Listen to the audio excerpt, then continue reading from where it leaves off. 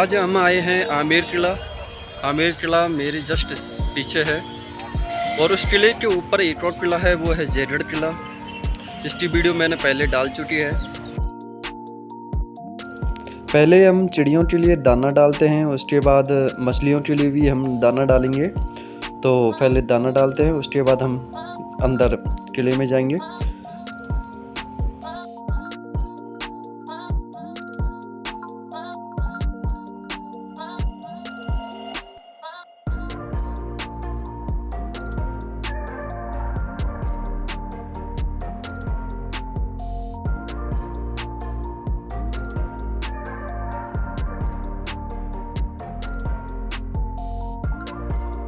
यहाँ एक शिलालेख है जो दिल आराम बाग के बारे में पूरा वर्णन किया हुआ है।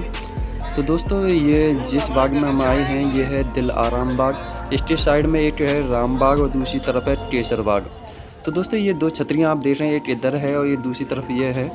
तो ये छतरियाँ बनी हुई हैं, यहाँ पर राजा महाराजा आकर बैठते थे।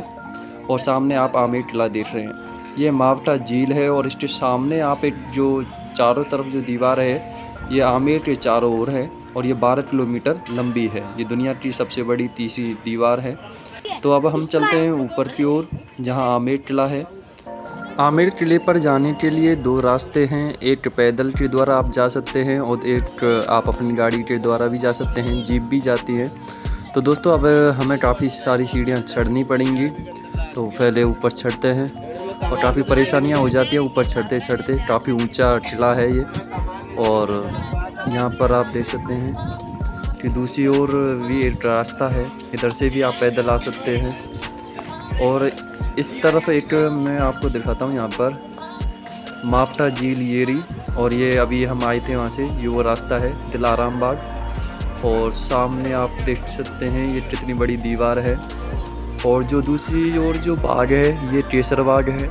यहाँ पर राजा महाराजाओं ने पहले केसर बोने की फसल बोने का कोशिश की थी, लेकिन वो केसर बोने में कामयाब नहीं हो पाए। तो ये दूसरा रास्ता है और यहाँ पर मावटा झील के बारे में लिखा हुआ है कि पूरी जो पहाड़ी पर जब बारिश होती थी तो उसका पानी यहाँ पर ही आता था। तो इसको ही पानी को यूज़ किया जाता था पानी पीने में और फसल बोने में। तो ये काफ़ी काम आती थी झील। तो अब ऊपर आमेर किला है, अब ऊपर जाना पड़ेगा। तो अब ऊपर चलते हैं। ये आमेर का मेन दरवाज़ा है। अब हम आमेर किले के अंदर आ चुके हैं और इसके दरवाजे पर दो तोप हैं, एक इधर है और एक इधर है। तो दोस्तों, ये बहुत ज़्यादा ओपन क्षेत्र है, एरिया है, जिसे हमारे देसी भाषा में चौक बोलते हैं। तो खुला हुआ चौक है। तो दोस्तों, पहले हम टिकट लेते हैं। दोस्तों, हमने जो टिकट लिया है वो 102 रुपये का है इंडियन सिटीजन का, और जो विदेशी होते हैं उनके लिए महंगा होता है। तो दोस्तों, यहाँ पर ऊपर जाने के लिए दो रास्ते हैं, एक सीढ़ियों के द्वारा, एक फिसल पट्टी सी है। तो इस सीढ़ियों से तो राजा महाराजा जाते थे, तो और फिसल पट्टी से वो रानी महारानी पालकी से जाती थी। दोस्तों, हम ऊपर चढ़ाए हैं। पहले हमारा टिकट है उसकी एंट्री होगी, तो पहले टिकट की एंट्री कर लेते हैं। और ये देखो कितने बड़े बड़े दरवाजे हैं, पहले एंट्री कराते हैं यहाँ पर। तो एंट्री करते हैं एक बार, ये स्कैन हो चुका है यहाँ पर। अब हम अंदर चलते हैं। यहाँ पर भी एक एंटर होगा, एक बार कर दिया। तो अब चलते हैं ऊपर। तो हमारा टिकट, तो दोस्तों अब ये देखो कितनी ऊंची दीवारें हैं और कितना बड़ा दरवाज़ा है। और यहाँ पर आपको मैं एक चीज़ दिखाता हूँ, ये दरवाजे पर जो ताला लगा हुआ है, ये ताला 350-400 साल पुराना है और ये यूज होता था उस समय। तो इतना और इसकी भी चाबी उतनी ही लंबी होती है जितना ये जो ताला है। तो अब हम आ चुके हैं।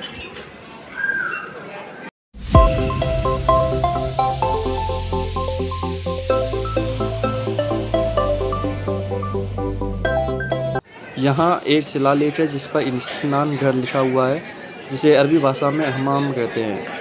तो दोस्तों, इधर रानियों के हमाम है, मतलब स्नान घर है। अब हम अंदर आपको दिखाते हैं। तो हम इधर की तरफ आए हैं। ये इनका स्नान घर है और इधर टॉयलेट है। और यहाँ पर ये टॉयलेट करते हैं तो यहाँ पे जो आगे की तरफ है एक इनका जो वेस्टेज होता है वो इधर आता है और वो यहाँ से सफाई की जाती है उसकी। और अब हम अंदर की ओर जाते हैं और यहाँ इनका वो है मालिश से कराती थी रानी और महारानी।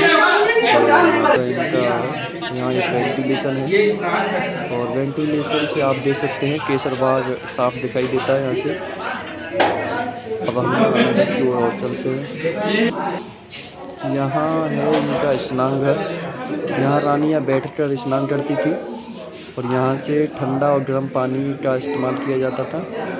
यहाँ से पानी उस कुंड में आता था इस वाले में। यहाँ पर रानियाँ महारानियाँ बैठ के स्नान करती थी, गर्मियों में ठंडा पानी और सर्दियों में गर्म पानी का। और यहाँ वेंटिलेशन है। दोस्तों अब हम आ चुके हैं गणेश गेट पर। हम यहाँ से एंटर करेंगे और दोस्तों इस पर जो आकृति है, जो पेंटिंग है, ये कच्चे जो अपने गाजर आते हैं, पालक है, उनके कलर का यूज़ किया गया है। और यहाँ पर एक अच्छी पेंटिंग है ये भी। और ये रीपेंटिंग नहीं की गई है। जो 400 साढ़े 400 साल पहले जो पेंटिंग की गई थी वो सेम वही है। ये शीश महल है और इस शीश महल में जो कांच यूज़ किया गया है वो बेल्जियम से लाया गया और वहाँ से लाकर इस कांच को यहाँ पर यूज़ किया गया है। तो दोस्तों जब अंधेरे में इस पर लाइट डाली जाती है तो इसकी चमक बहुत शानदार होती है। तो ये काफ़ी अच्छा लगता है देखते समय। अब हम आगे चलते हैं। अब हम आ चुके हैं मानसिंह महल। तो दोस्तों यहाँ पर एक सुरंग है जो जयगढ़ किले में जाती है सीधी। और जयगढ़ किला इस आमेर किले से जस्ट ऊपर है, वहाँ भी आप जा सकते हैं। तो दोस्तों अब हम अंदर चलते हैं। दोस्तों अब हम आ चुके हैं मानसिंह महल में। यहाँ पर एक शिलालेख है और शिलालेख पर कुछ लिखा हुआ है जिसमें महल के बारे में लिखा हुआ है। महल के मध्य में बड़ा चौक है जिसके बीच में एक सुंदर बारादरी निर्मित है। तो दोस्तों ऊपर जो मंजिलें हैं इनमें रानियाँ रहती थी और यहाँ पर ये बारादरी ये बनी हुई है। तो यहाँ पर रानी और महारानियाँ अपना वाद विवाद करती थी।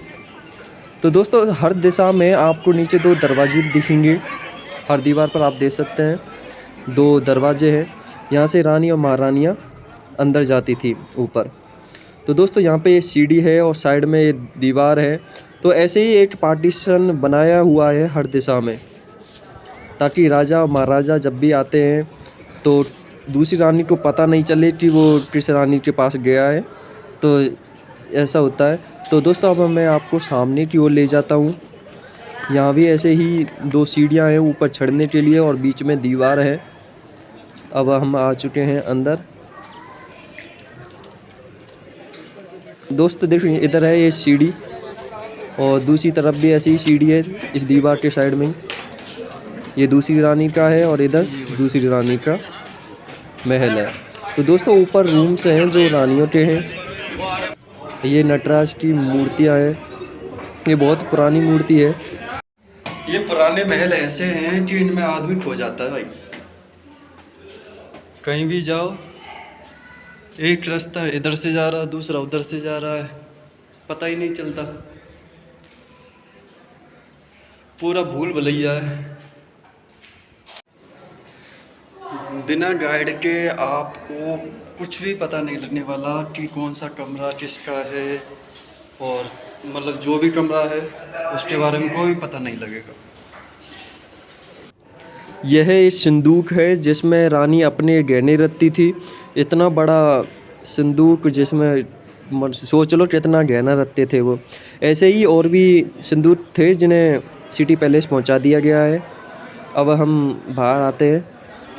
तो दोस्तों यहाँ पर सुरंग है एक जो जयगढ़ में सीधे जाती है। यहाँ पे बोर्ड लिखा हुआ है सुरंग का रास्ता। तो दोस्तों सुरंग का रास्ता इधर की तरफ है। मैं आपको यहाँ पर ले जाता हूँ। ये रास्ता सुरंग के लिए जा रहा है। अब लगता है यहाँ से लोग वापस जा रहे हैं क्योंकि अब शाम का टाइम हो चुका है। तो 5 बजे से पहले ये सुरंग बंद कर दी जाती है। अब कुछ लोगों को वापस बुला लिया गया है। नीचे पुलिस गई थी, जो गार्ड थे वो लेकर आए हैं वापस। तो अब ये बंद होने वाला है।